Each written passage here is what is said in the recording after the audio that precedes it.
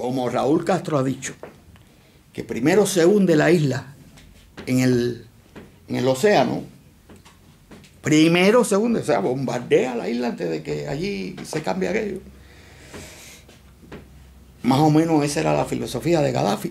Gaddafi, disculpa, me estoy extendiendo un poco, pero Gaddafi, en el momento que él cae, un año antes, era recibido por todos los presidentes de Europa.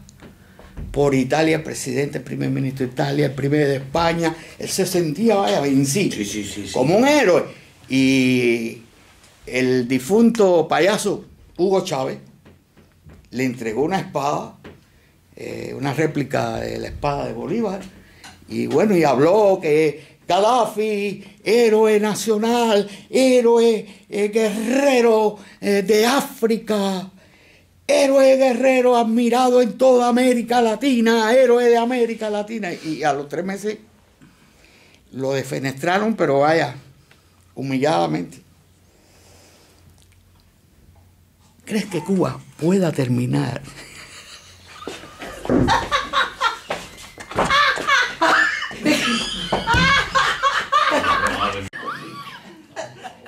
Mi pregunta, Martín. Sí, por favor. ¿Cuba terminará como Libia? ¿O Cuba terminará como la Unión Soviética? Pobre Martín. Pobre Martín.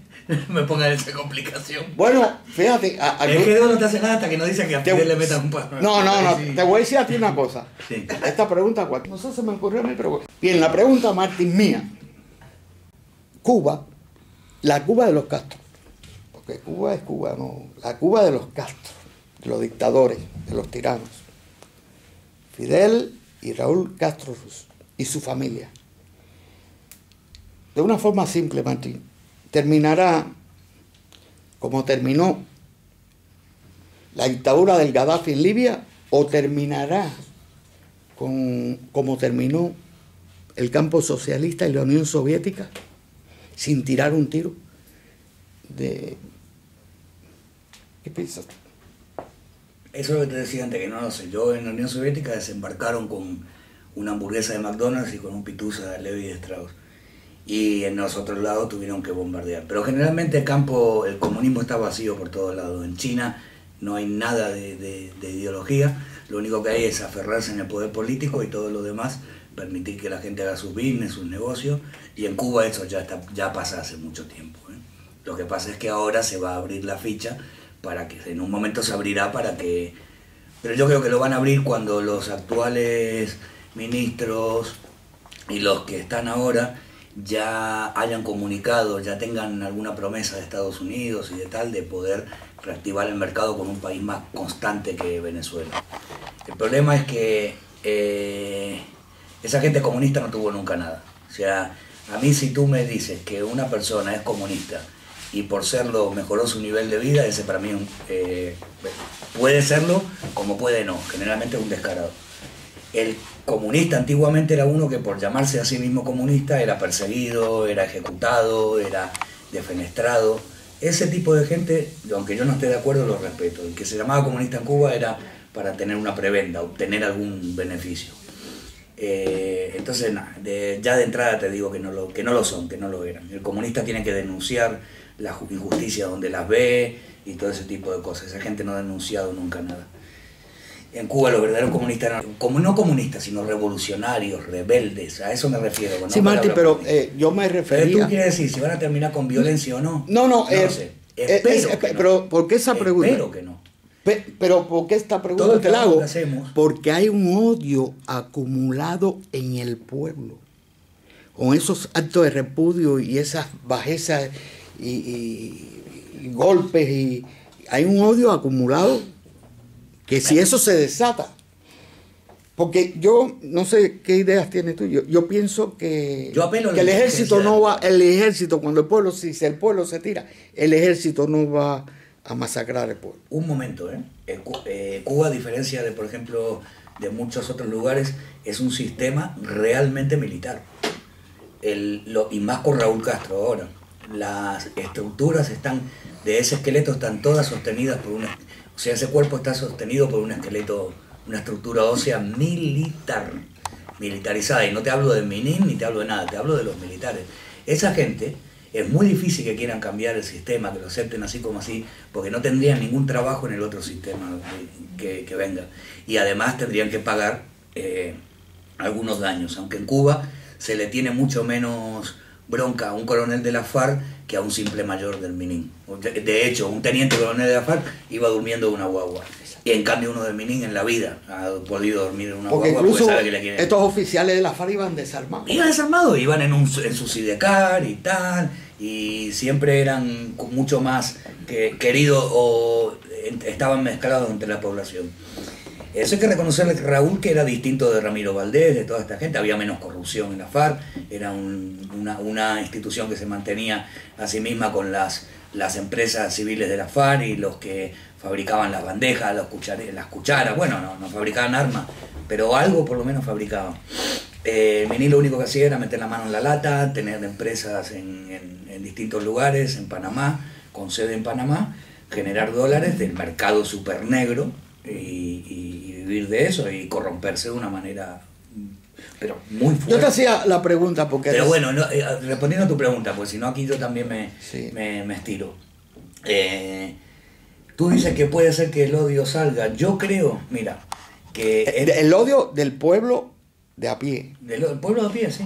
Pero también hay una inteligencia colectiva que si la gente en ese momento la coge bien parada, la cosa, por eso te digo, nunca se puede saber, hacer un presagio, un vaticinio con los elementos que tenemos ahora arriba de la mesa, lo mismo puede salir lo que dices tú que lo que digo yo. Te hacía la pregunta porque recientemente el general Rafael del Pino en Estados Unidos, sí. Elvira Salazar le hizo una entrevista.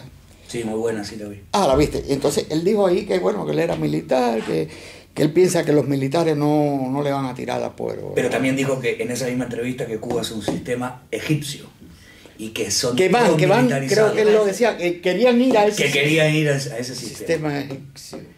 Que él cree que el militar no le va a tirar al pueblo, pero María Elvira le dice, ¿y por qué cree usted eso? ¿Y qué pasa? ¿Que no han metido preso durante todos estos 50 años a nadie? ¿No han abusado de nadie? Y ahí él se queda y dice, tienes razón. Ahí se cortó en esa misma entrevista. Pero en realidad porque María Elvira no sabe que el Minin no es lo mismo que la FARC. En ese sentido, la FARC es mucho más cercana al pueblo que el Minin. Es verdad. Yeah. Por eso es cierto que puede ser que no le tire. Yo también creo que ojalá que no le tire. Pero también te digo una cosa. Se nota que se están preparando todo, acomodándose para nuevos puestos, para estar con Estados Unidos, a ver si se quita el bloqueo económico, se hacen buenos negocios, se van a volver multimillonarios todos, como pasó en la Unión Soviética y en China. Porque ahora mismo, por más disidente que seas tú, y por más que te lo merezcan, en tu agenda no está el teléfono de ningún ministro del mundo. En la agenda del de hoy está el de todos. Entonces aquí el dinero llama al dinero. Como mismo dijiste de Gaddafi, Gaddafi se daba la lengua con Aznar. Con el rey. Con el rey, ponía la jaima en lo del rey. Cuando hizo falta eso, porque tenía dinerito, los de Tutsu y los Hutus, como no había ni un dólar, ahí dejaron que se maten todos los millones que se querían matar. Pero cuando hay dinerito, ¡wow! Todo el mundo se preocupa. No hay nada, no hay una moneda ahí, ¿para qué nos vamos a meter? En cambio en Sudáfrica sí nos metemos porque hay diamante en Kimberley o en Angola. Ya. Dice, míralo tomando Coca-Cola. Okay. Oye, bien, Martín. Muchas gracias, Martín, de todo corazón, por tus sinceras y honestas palabras. Y realmente te felicitamos de todo corazón por lo honesto, por lo simple que eres una persona que no te das esa, a pesar de ser el sobrino de un símbolo grande en el mundo, indiscutiblemente, pero tienes una modestia que vaya, es indiscutible, que te felicito, y también por el libro excelente que has hecho, que nos lleva a aquella época que tú viviste cuando nosotros éramos allí no sabíamos cuál iba a ser el destino. De todo corazón, Martín, muchas gracias. Y aquí nuestras manos. Gracias, bueno, Martín gracias Guevara. Gracias a Miscelánea, gracias a Milady, que he venido aquí por detalle del CILC y de ella. Y te agradezco mucho todo desde que nos conocemos, que hayas publicado todos los artículos. Ese tipo de relaciones de trabajo después permanecen para siempre, de respeto. Nosotros podemos jaranear, podemos conchar, pero hay detrás siempre un trabajo, un respeto y tal. Y por lo que cada uno de ustedes, los cubanos, ha perdido cada vez que ha manifestado de verdad lo que piensan de la vida en aquel país. Y bueno, siempre hay un respeto por delante. Además el libro, yo le comentaba hoy, del libro y todas esas cosas que hablo siempre se las debo a todos los cañeros. Cuando a mí me preguntan, coño compadre, tú dices esto después de que jodiste, comiste, bebiste, templaste. Y digo, en Cuba, a costilla del gobierno, digo, no te equivoques. Yo comí, bebí, jodí, templé y no pinché, pero no a costilla del gobierno, a costilla de los cañeros que cortaban caña, para que yo y todos los hijitos de papá y mamá, y que sudaban la gota gorda y pasaban tremenda soga, para que todos nosotros, y Fidel incluido, y todos estos vagos, que pasaron de la universidad a tirar tiro y después a no trabajar nunca, sigan viviendo hasta el final de sus vidas así. Y a todo eso se lo debemos, a los padres de los amigos míos, a los que sí creyeron en internacionalistas y sí que fueron a Angola y sí que se comieron todo ese Cordobán y se lo creyeron y eran gente buena y decente. Esa gente, a esa gente se lo debo, a eso y a los que no eran así. Bueno, muchas gracias, Martín. Listo.